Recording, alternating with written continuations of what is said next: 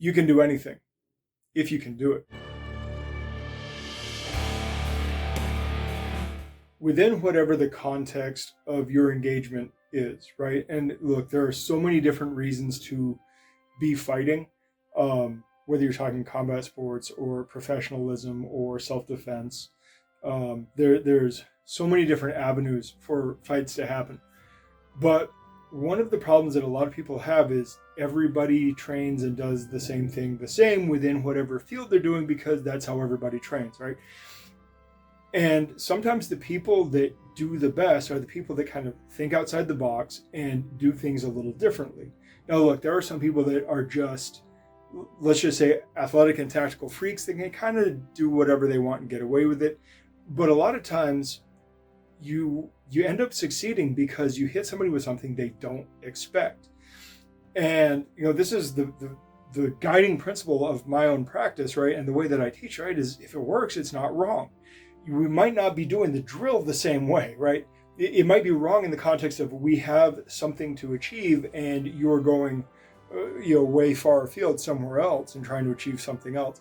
And in that case, that's wrong. But in the sense of a fight, with the condition of a fight, the idea of a fight being to win, or at least survive and escape,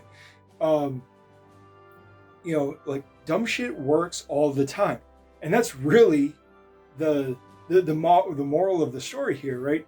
Is you want to have a stable baseline of things work because, this is why we train technique. Things work because we've identified things that give us kind of the greatest tactical options, the best leverage, the best power generation, the best protection.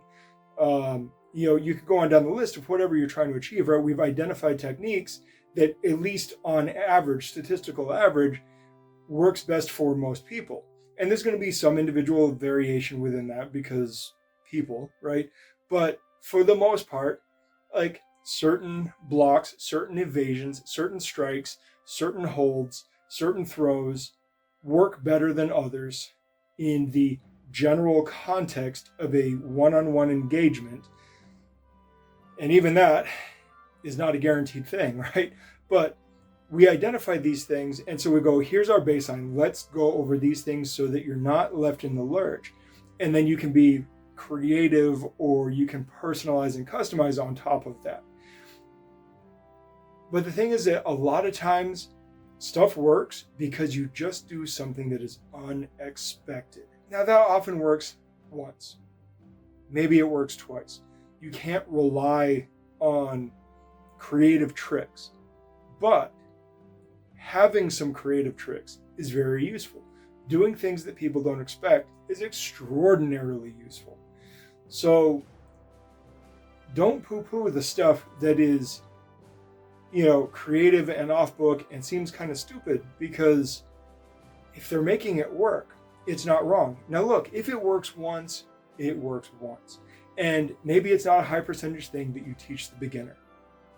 But at your black belt level, at your experienced level, at your ranked fighter level, let them play, let them explore, let them kind of personalize and do things kind of the way they want to. Sugar Ray Leonard did things a little differently and it worked. Muhammad Ali did things a little differently and it worked. Sometimes people do really well by doing things wrong. But that's just because it's wrong compared to what we've identified as right. It's not wrong in the context of it working. So relax a little bit, especially with your more advanced guys. Look, with beginners, be a little more strict, build good fundamentals. But the more advanced they get, loosen up those restraints and let them have a little freedom and come up with some really cool stuff. You might be surprised at what people come up with. All right, I'm going to get out of here now. I'll talk to you guys later. Good journey.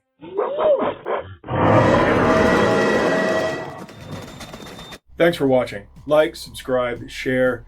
Check us out on our other socials, and please head over to blacksunboxing.com to get a little more info, including how to contact us.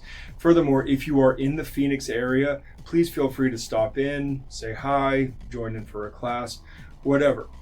Also, if you ever see us cite sources or just for additional content, please check out our Substack. That is where we put all of the sources we use in our videos and is a major part of this. Plus, it serves as a membership platform for long distance learning and for people who would like to support us but aren't local. We would greatly appreciate it if you signed up. Even just the free membership helps us out a lot. All right, I will see you guys in the next video. Good journey.